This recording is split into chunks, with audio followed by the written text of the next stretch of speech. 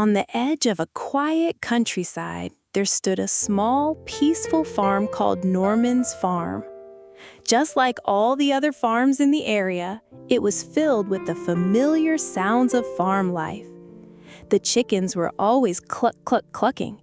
The pigs snorted and oinked joyfully in the mud, and the cows mooed lazily as they chewed their cud in the fields. Life on the farm followed the same gentle rhythm every day, until one chilly, muddy morning changed everything. That morning, under a gray, rainy sky, Cora the cow gave birth to a baby calf. The animals gathered nearby to catch a glimpse of the new arrival. She had 2 shiny eyes, 4 strong little hooves, a cute pink muzzle, everything a baby cow should have. But as the rain cleared and the sun peeked out from the clouds, something surprising was revealed. The calf's entire body shimmered in a bright, bold blue. Gasps of surprise echoed across the barnyard. "Oh my," whispered Cora, looking at her newborn. "You're different, but you're my little miracle." With a loving smile, she gently nuzzled her calf and said, "I'll name you Betsy. You are my special girl." And just like that, the tiny blue calf took her first steps into a world that wasn't quite ready for someone like her. While her mother loved her deeply, none of them yet knew just how much this little blue cow would change Norman's farm forever. At first, little blue Betsy was just like any other calf. She trotted around the barnyard, chased butterflies in the tall grass, and tried her best to moo like the older cows.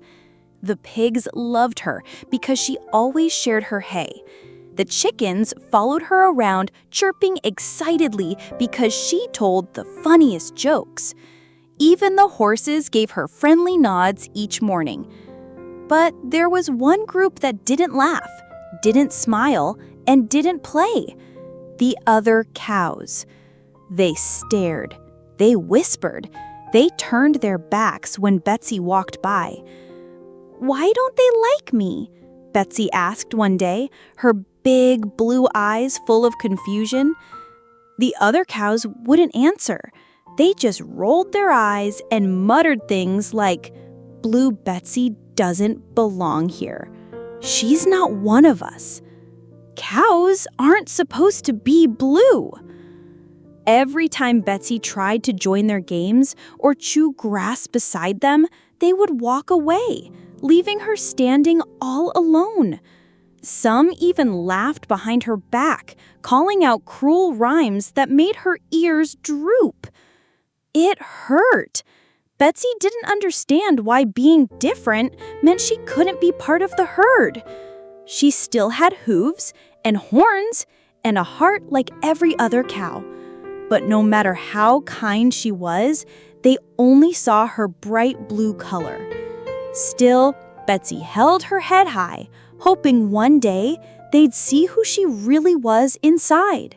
One foggy morning, a buzz of worry spread across Norman's farm. The animals gathered near the old oak tree as Harry, the horse, trotted in with important news. "A farm inspector is coming today," he neighed. "He'll decide if our farm can stay open or be closed forever." Gasps filled the air. Chickens flapped, pigs squealed, and cows mooed nervously. The animals knew that many nearby farms had already been shut down. They all loved Norman's farm. It was their home. They couldn't imagine living anywhere else. Later that day, while the cows huddled in the pasture, Cynthia Cow, the oldest and bossiest, stepped forward with a stern look.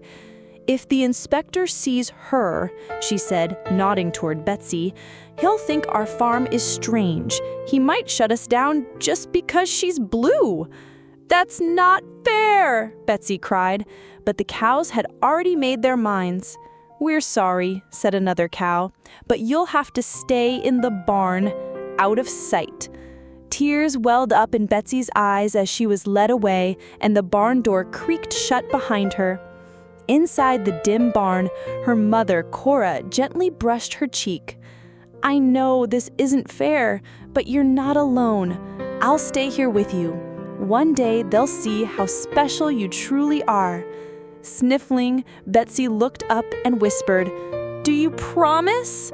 "I promise," said Cora. The next morning, the sun peeked out from behind the clouds as the animals rushed to tidy the farm. The grass was trimmed, the barn swept clean, and everyone was in their very best behavior. Then, with a loud creak of the gate, Mr. Robinson, the inspector, arrived. He had a clipboard in one hand, a pen in the other, and a serious look on his face. One by one, the animals proudly showed him around. Charlie Chicken clucked about the clean hen house. Peter Pig showed off the neat mud puddles. Harry Horse trotted beside Mr. Robinson, pointing out the organized stables and healthy hay. But something was missing, or rather, someone. Inside the dark barn, Blue Betsy pressed her nose against the window, watching everything with sad eyes. She sighed, wishing she could help, wishing she could be seen. Mr. Robinson scribbled notes and nodded.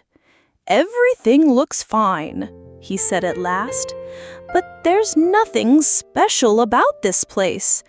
I'm afraid we may have to shut it down." A heavy silence fell. Then, clang! He bumped into a metal bucket and knocked it over.